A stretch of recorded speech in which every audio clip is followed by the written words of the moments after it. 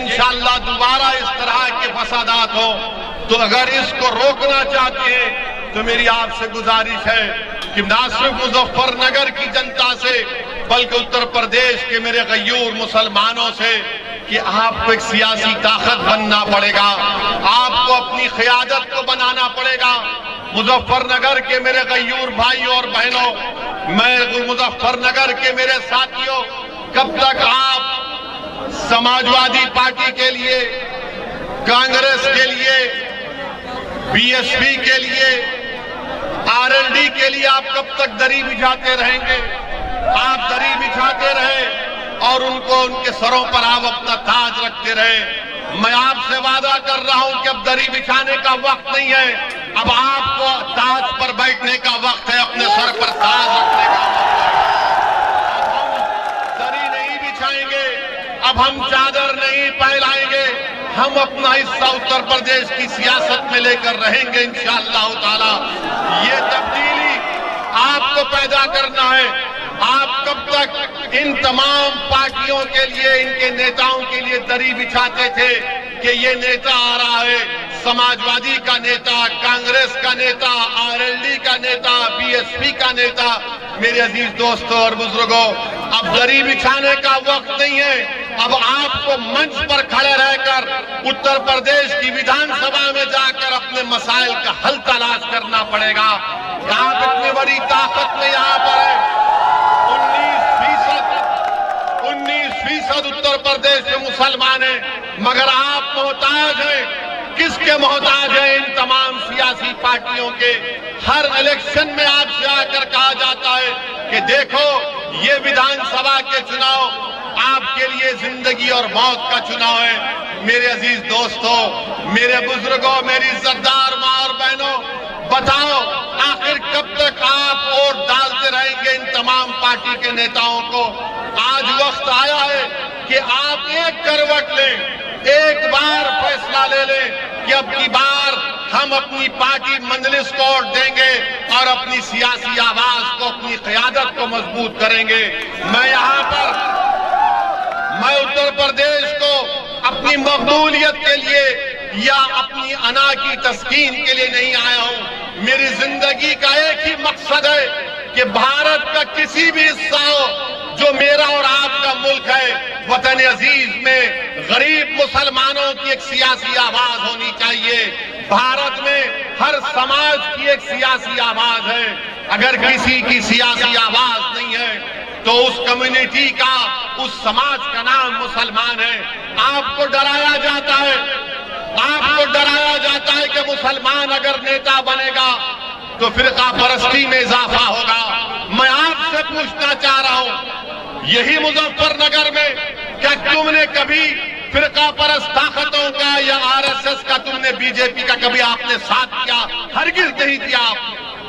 آپ نے کبھی بی جے پی کا، آر ایس ایس کا ساتھ نہیں دیا۔ آپ نے ان تمام پارٹی کو ووٹ دیا جو آپ کے بیچ میں آ کر کہتے تھے کہ ہم کو نیتا بناؤ، ہم کو ودھائک بناؤ، ہم کو ووٹ دو تاکہ ہم بی جے پی اور آر ایس ایس کو روک سکیں۔ میرے عزیز دوستوں اور بزرگوں، کیا ملا اتر پردیش کے مسلمانوں کو؟ کیا ملا اتر پردیش کے مسلمانوں کو؟ میرٹھ کا فساد ہوا، تم سے کہا گیا میرٹھ بھول جاؤ، تو ہاشم پورہ ہوا، ہاشم پورہ کہا گیا کہ ہاشم پورہ بھول جاؤ، تو ملیانہ ہوا، پھر کہا گیا ملیانہ بھول جاؤ، تو مظفر نگر ہو گیا۔ اب آ کر کہہ رہے ہیں کہ مظفر نگر کی بات مت کرو۔ میں جب یہاں پر آ رہا تھا تو ایسے لوگ مجھے فون کرے اور کہے کہ اویسی صاحب آپ مظفر نگر کو جا رہے، اپنی تقریر میں مظفر نگر کے فساد کا ذکر مت کریے۔ میں نے کہا کیا ذکر کروں؟ تو کہا کہ آپ جو ہے نا بھڑکاؤ بھاشن مت دیجئے۔ میں ان سے پوچھتا ہوں، میرے عزیز دوستوں اور بزرگوں، یہی ان لوگوں کی سوچ ہے جو غریب مسلمانوں کا سودا کرتے ہیں دلی میں بیٹھ کر یا لکھنؤ میں بیٹھ کر۔ ارے ناانصافی کا ذکر کرنا چاہیے۔ میں مظفر نگر کا ذکر، میں ملیانہ کا ذکر، ہاشم پورہ کا ذکر، میرٹھ کا فسادات کا ذکر ووٹ حاصل کرنے کے لیے نہیں کہہ رہا ہوں۔ میں اس لیے کر رہا ہوں کہ ناانصافیوں کو نہیں بھولنا چاہیے. جب آپ ناانصافیوں کو بھول جائیں گے تو دوبارہ ناانصافی ہوتی ہے. جس دن آپ ناانصافیوں کو یاد رکھیں گے کہ ہاں جسم پر یہاں پر زخم آیا تھا, اس زخم کو یاد رکھنا پڑے گا. میں زخموں کو کھولنے کے لیے نہیں آیا ہوں, میں آپ کو یاد دلانے کے لیے آیا ہوں کہ ناانصافی کس نے کی اور آپ کو کیا حاصل ہوا. میرے عزیز دوستوں اور بزرگوں, آپ یہ بھی جانتے ہیں کہ یہی مظفر نگر میں جب CAA-NRC کا پروٹیسٹ ہوا, میں آپ کا شکریہ ادا کرتا ہوں, آپ کو سلام کرتا ہوں کہ جس بے باکی اور بہادری کے ساتھ آپ نے CAA اور NRC کے قانون کے خلاف احتجاج کیا. جب بھارت کی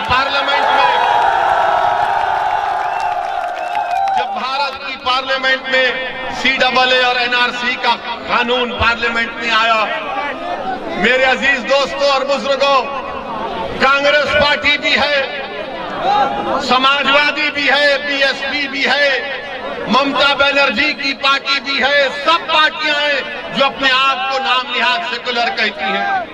BJP نے قانون لایا. کون تھا پارلیمنٹ میں کھڑے ہو کر جس نے پورے دیش کے سامنے بتا دیا کہ قانون بھارت کے سنویدھان کے خلاف ہے؟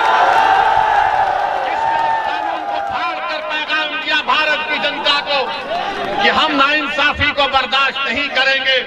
میرے عزیز دوستوں اور بزرگوں, مجھ سے کئی دوسری سیاسی پارٹیوں کے قائدین نے کہا کہ اویسی تم کو کیا ضرورت تھی قانون کو پھاڑنے کی. تو میں نے کہا میری تقریر کو تم نے پارلیمنٹ میں نہیں سنا. میں نے وہ کام کیا جو گاندھی نے کیا تھا. گاندھی نے اس وقت کے سفید فام حکومت کے غلط قانون کو پھاڑ دیا تھا. میں بھی اس قانون کو پھاڑتا ہوں کیونکہ مسلمانوں کے خلاف یہ بھارت کے فنڈامنٹل رائٹس کے خلاف ہے. میرے عزیز دوستوں اور بزرگوں, ہم پارلیمنٹ میں صرف مجلس کے 2 MP ہیں, مگر اللہ کے فضل و کرم سے آپ کی دعاؤں کی وجہ سے ہم پارلیمنٹ کے دور و دیوار کو ہلا کر رکھ دیتے ہیں. اگر اتر پردیش میں مجلس کے MLA کامیاب ہو جائیں گے انشاءاللہ, اگر اتر پردیش میں آپ کی قیادت بنے گی تو آپ خود سوچو کہ کل کوئی ناانصافی کرنے سے پہلے سوچے گا کہ نہیں اب ان کا نیتا ہے, اب ان کی پارٹی ہے, ان کی ایک طاقت ہے, ان کی ایک شناخت ہے, ان سے کوئی پنگا نہیں لے سکتا, ان سے نہیں. یہی تو حقیقت ہے نا, یہی تو حقیقت ہے. بھارت کی سیاست کی حقیقت یہ ہے کہ جس کی لاٹھی اس کی بھینس ہے. یہ تلخ حقیقت ہے. جب ہم اس کو بیان کرتے ہیں تو ہمارے مخالفین کہتے ہیں کہ تم جذباتی تقاریر کرتے ہو. میں جذباتی تقاریر نہیں, میں سچائی کو بیان کر رہا ہوں تاکہ جب آپ یہاں سے اٹھ کر جائیں گے تو اپنے دل و دماغ میں سوچ اور فکر کو لے کر جائیں تاکہ آپ کے اپنے فیصلوں میں تبدیلی پیدا ہو. اور اس کی مثال کیا ہے؟ کیا 2019 کے لوک سبھا کے چناؤ میں یہ سچ نہیں ہے کہ 90% ہندو بھائی جاٹوں نے BJP کو ووٹ دیا؟ کیا نہیں دیا جاٹوں نے BJP کو ووٹ؟ آپ نے دیا BJP کو ووٹ؟ تو کیسے جیت گیا BJP والا یہاں سے؟ وہ جاٹ جو اجیت سنگھ کو ہرا دیا, چودھری چرن سنگھ کے بیٹے کو, جنہوں نے اپنے بڑوں کی عادت کو چھوڑ دیا. میرے عزیز دوستوں, میرے بزرگوں, تم کب تک ان عادتوں میں پڑتے رہو گے؟ ایک تبدیلی پیدا کرو خدا کے لیے, ایک بدلاؤ لے کر آؤ. اپنی پارٹی کو ووٹ دے کر دیکھو ایک مرتبہ سب کی تبدیلی کیسی ہوتی ہے.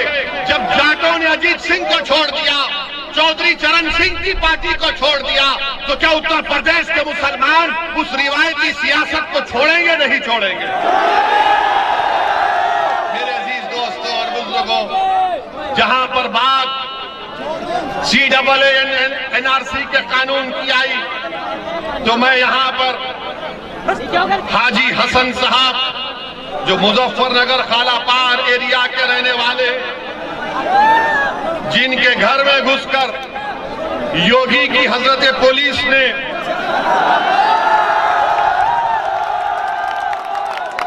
حضرت پولیس نے ان کے گھر میں گھس کر ان کے گھر کو لوٹا، 5 لاکھ روپے لوٹ لیے۔ وہ 5 لاکھ جو حاجی حسن صاحب اپنی پوتی کی شادی کے لیے رکھے تھے، اور پھر اس کے بعد ہم پہ نعرے لگائے گئے کہ پاکستان یا قبرستان۔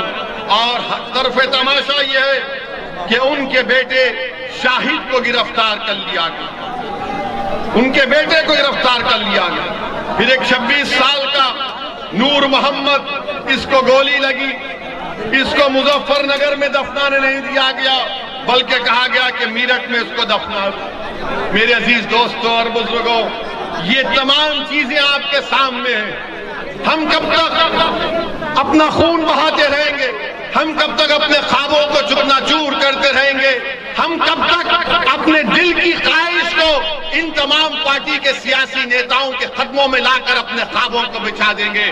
یاد رکھو، آپ کے خواب آپ پورا کریں گے، آپ کی منزل آپ طے کریں گے، آپ کے فیصلے آپ کریں گے، آپ کا ووٹ آپ کی پارٹی کو ملے گا۔ ہم کب تک سماجوادی ہو، بی ایس پی ہو، آر ایل ڈی ہو، کانگریس سے کہیں گے کہ جاؤ ہم مسلمان ہیں، تم ہمارے مقدر کے فیصلے کرو؟ نہیں، تم اپنے مقدر کے فیصلے کر سکتے ہو۔ اللہ نے تم کو طاقت دی ہے، اللہ نے تم کو ان سے زیادہ سمجھ دی ہے، اللہ نے تم کو ان سے زیادہ دوراندیشی دی۔ صرف آپ کو اعتماد کی ضرورت ہے۔ اور لوگ کہیں گے کہ اویسی آ کر تم سے کہہ رہا ہے کہ خطرے مول لو۔ ارے میں تم سے یہ نہیں کہہ رہا ہوں کہ خطرے مول لو، میں تم سے یہ کہہ رہا ہوں کہ ہماری زندگی کا فیصلہ اور موت کا فیصلہ اللہ کر چکا ہے۔ ہم کو جدوجہد کرنا ہے، ہم کو محنت کرنا ہے۔ آپ کے ووٹ کی کیا اہمیت ہے بتائیے؟ آپ کے ووٹ کی اہمیت کیا ہے بتائیے؟ آپ نے تو ان تمام سیکولر پارٹیوں کو ووٹ دیا، مگر بی جے پی جیتتی جا رہی ہے۔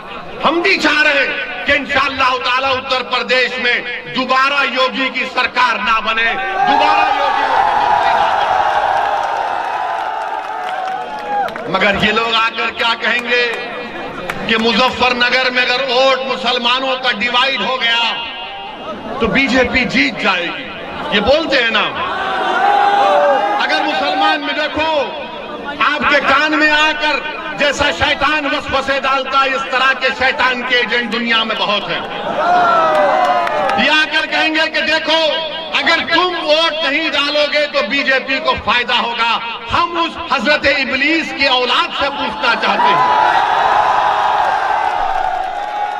ہم تو اعوذ باللہ من الشیطان الرجیم کہتے ہیں، ہم ان سے پوچھنا چاہ رہے ہیں کیا 2019 کے چناؤ میں آپ نے بی جے پی کو ووٹ دیا؟ آپ نے کیا 14 میں آپ نے دیا تھا؟ کیا آپ نے 17 کے ویدھان سبھا کے چناؤ میں دیا تھا؟ تو 14، 17، 19 آپ نے 3 چناؤ میں بی جے پی کو ووٹ نہیں دیا، تو پھر کیسے بی جے پی جیت گئی؟ کیسے جیتی بی جے پی؟ یہ فیصلہ آپ کو کرنا ہے۔ آپ نے 14 میں آر ایل ڈی کو ووٹ دیا، کانگریس کو دیا، بی ایس پی کو دیا، سپا کو دیا، مودی کے ایم پی جیت گئے۔ 17 کے ویدھان سبھا کے چناؤ آئے، ہم تو نہیں تھے یہاں پر، بی جے پی جیت گئی۔ 19 میں ایک سیٹ پر نہیں لڑا، مجلس نہیں لڑی، بی جے پی جیت گئی۔ میرے عزیز دوستوں اور بزرگوں، اس بار آپ غلطی نہیں کریں گے، اس بار آپ یہ غلطی ہرگز نہیں کریں گے انشاءاللہ۔ یقیناً بی جے پی کو روکیں گے، مگر بی جے پی کو روکنے کا مطلب یہ نہیں ہے کہ میں ان کی غلامی کرتا رہوں۔ بی جے پی کو ہرائیں گے ضرور انشاءاللہ تعالی، مگر اس کا یہ مطلب نہیں ہے کہ مجھے تم قبر میں اتارو گے، میرے گھر کو کھنڈیر بنا دو گے، میرے نوجوان کو گولی مار دو گے، یا جو بچ جائے گا اس کو جیل میں ڈال دو گے، میرے بچوں کو سکول نہیں ملے گا، انٹر کالج نہیں ملے گا، مگر یہ لوگ آ کر کہیں گے ووٹ ہم کو دو، نیتا ہم بنیں گے۔ یہ نہیں ہو سکتا۔ ووٹ بھی آپ کا ہوگا، نیتا بھی آپ کا ہوگا، روشن مستقبل بھی انشاءاللہ آپ کا ہوگا۔ اور جو لوگ ہم سے کہتے ہیں، جو لوگ آ کر مجلس پر تنقید کرتے ہیں کہ مجلس ایک فرقہ پرست پارٹی ہے، مجلس جیتے گی تو فرقہ پرستی بڑھے گی، ارے کون سی تم سیکولرزم کی بات کر رہے ہو؟ میرے عزیز دوستوں اور بزرگوں، میری عزتدار ماں اور بہنوں، یہ جو مسلمانوں سے نفرت ہے کس حد تک پہنچ گئی اس کی ایک مثال دیتا ہوں۔ مسلمانوں سے فرقہ پرستی کی حد تک آسمانوں کو چھو رہی ایک مثال دے کر چلے جاؤں گا۔ پاکستان اور انڈیا کا کرکٹ میچ ہوا نا؟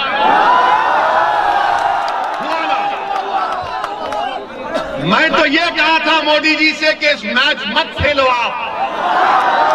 میں تو کہا تھا کہ میچ اس لیے مت کھیلو کیونکہ پاکستان سے ٹیررسٹ کشمیر میں آ کے وہاں کے سویلین کو گولی مار رہے، ہمارے 10 سپاہیوں کو مار دیا۔ مگر میچ ہوا، کھیل ہے، 11 کھلاڑی کرکٹ میچ میں کھیلتے ہیں ایک طرف ایک ٹیم میں۔ بدقسمتی سے بھارت ہار گیا تو کس پر الزام لگایا شکست کا؟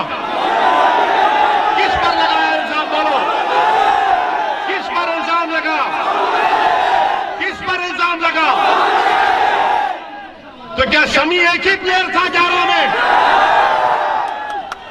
11 کی ٹیم تھی، مگر فرقہ پرستی بتانے کے لیے آپ سے کہہ رہا ہوں کہ ٹیم ہاری، ہم کو تکلیف ہے، مگر شمی پر ذمہ داری ڈال دی کہ شمی کی وجہ سے ہار گئے، شمی کی وجہ سے ہارتے۔ یہ نہیں، یہی تو فرقہ پرستی ہے، یہی تو مسلمانوں سے نفرت ہے۔ اس کو آپ کو سمجھنے کی ضرورت ہے۔ میڈیا کے لوگ ہم سے آ کر پوچھے، ہم نے کہا لو ہمارا بیان ہم کہتے ہیں تم سے سن لو۔ میرے عزیز دوستوں اور بزرگوں، یہ ایک مثال ہے کہ کرکٹ کے میچ میں بھی، کھیل کے میدان میں بھی بھارت کی سیاست، بھارت کا ماحول اس طرح کر دیا گیا کہ ہر چیز کے لیے ذمہ دار مسلمان کو بنا دیا جاتا ہے۔ کون اٹھائے گا آواز پھر؟ اور لوگ آ کر کہیں گے نہیں ہم کو اس ماحول کو ختم کرنا ہے۔ کیسے ختم کریں گے ماحول کو؟ ماحول کو ختم کیسے کریں گے؟ بھیک مانگ کر ماحول ختم کریں گے؟